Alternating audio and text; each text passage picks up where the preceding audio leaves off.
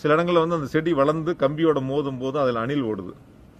இப்போ அந்த அணில் வந்து அந்த லைனில் ஓடும்போது 2 லைன் ஒன்னாகி அப்போ வந்து மின் தடை ஏற்பட்டுருது. வெள்ளம் உருகிடுச்சுங்க. வெள்ளம் வெயில உருகிதாங்க செய்யும். அது தெரியாதா?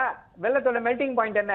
ஏன்னா இப்போ தயாரிக்கப்படுகிற வண்டிகள் எல்லாம் தெரியும், ரொம்ப வேகமா போற வண்டிகள், அம்பாசிடர்ல போகிறார்கள், இப்ப ரொம்ப விரைந்து போகிறார்கள். விரைந்து போகிறார் என்பது சாலை ரொம்ப சிறப்பாக அமைக்கிற காரணத்தினால் இன்னும் வேகமாக போகிறார்கள். அதனால் விபத்து ஏற்படுவதற்கு ஒரு வாய்ப்பு உண்டு.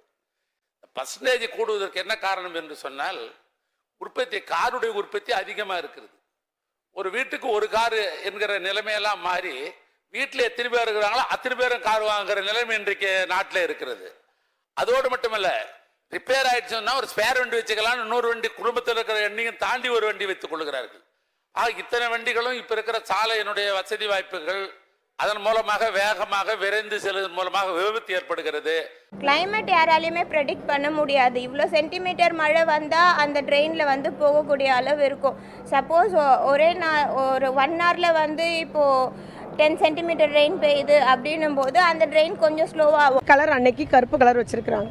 தமிழ்நாடு அரசுன்னு ஒரு முத்திரை எல்லா முட்டையிலையும் போடப்பட்டிருந்தது. ஹெவி அன்னைக்கு ரெயின், தார்ப்பா இல்லாமல் வண்டி வந்திருக்கு. அப்போ எல்லாம் நனைஞ்சி கருப்பு மை ஊறி உள்ள அந்த கருப்பு கலர் வந்து இறங்கியிருக்கு.